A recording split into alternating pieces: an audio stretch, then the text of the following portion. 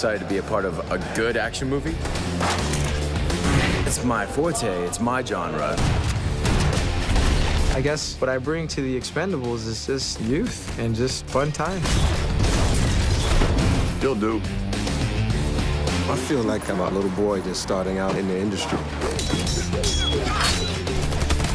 It's fun to do it in this kind of environment that actually is doing a tribute to a number of legends of action characters. Hold on. It's nice to be here. This is the happiest moment of my life. We had the youth and the energy, and they had experience and wisdom. I could do that. You want to slip on a dress and give it a shot? This is kind of just a few weeks out of your life where you just get together and goof off. So why wouldn't you smile? Damn, that's cool.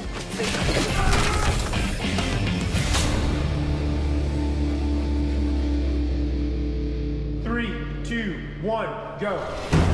In fast, commitment, get in there. A couple of them are very accomplished already in their other sports. They're champions, so they bring a certain kind of fire in their gut, and that's what I was looking for. I was looking for people that are just salt of the earth, real individuals that someone can identify with, and it's always right here, and they got it here. They're truly into it. I remember Glenn, he wouldn't stop. I mean, he wanted to be in this movie, and he really campaigned for it. I could do that. I was filming a movie down in Florida, and my buddy from Millennium hit me up and was like, yo, like, you're really good for this. So I put this thing really quickly on tape, and then I found out that I was down to the last 3.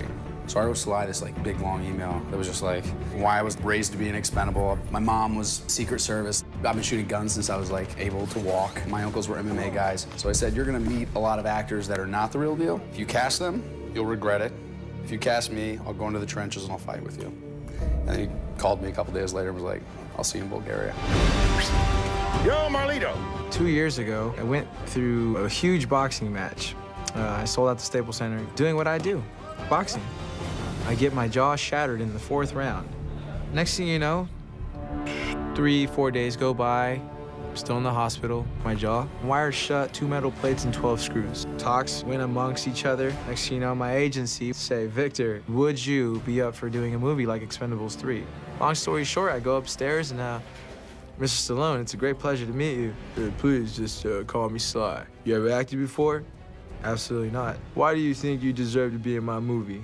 I'm a workhorse, and I will do anything to meet your needs, and I'll rise to the occasion, sir. I'm gonna have you audition right now. You have a problem with that? No, sir. So after that, he says, all right, thanks for coming. Puts his hand out, says, congratulations, you got the part. Now get out of my face before I change my mind. Man, I love the Expendables. I've been a huge fan since the script came out in '09, I believe. They had a character named Mr. Richards, which was a young gun compared to the veterans of the team. Sly called my team, left a message saying, I love this kid, I want him in the movie, but New Moon and the first Expendables, a couple dates just laid on top of each other. And the second one came around and I couldn't do it, and Liam got the role, and a part of me's like, damn. You got a better plan. Much better. And then the third one came around, and I'm finally, no more conflicts, so I was really excited. It was kind of like Disneyland for me. Where's the candidate? Right there in the red dress, about to chop those guys in half. Being a fighter and growing up with the Rocky movies, it's always been kind of one of those people you always dreamed to meet. And so when I met with him, he brought up Expendables and the whole idea of all of it, and he offered me the job on the spot. I never even read lines in front of him or anything like that, so he was taking a big risk on me, and then the next day I was in Bulgaria. It was time to go. When we got there, I'm like, wow, this is really happening. We are really here. What a crazy day. So we are the Young Guns. I play John Smiley. What do you guys want from me? You running from something? Originally, we were kind of talking about where he comes from, and we like the idea of him being Barney Ross's essence. That's why he sees himself in John. You have a hard time taking orders, don't you? If I don't know what they are, yeah. He was a part of the Navy SEALs. Mission went bad, and he becomes a lone wolf, just trying to escape the pain. I hear you lost a few friends in the desert. I've been there. He's been there. We all lived it.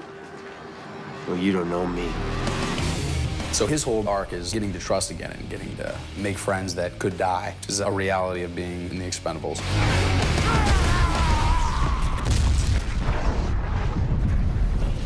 And ladies and gentlemen, we officially have eyes in the sky. Copy that. Then Glenn Powell plays Thorne. He's kind of the smart of the team, What are you drinking down there, Barney? Is that like a vanilla latte or something? Very sure. but very tech savvy, and we use him for all the tech support. First, I hacked the security grid main server. Boom. Bypass the motion detector lasers and biometric sensors. Pow. Override the surveillance video and CCTV systems. Ba-bam, and we are in. What Sly and I kind of talked about was that he was in prison because he shut down the power grid in Seattle. Shut down the whole city for 3 days. Why the hell would he do that? Because he can. So when you assemble this new group of Expendables, I'm just like, look, I'm smarter than you guys. If you listen to me, you're not going to get shot at.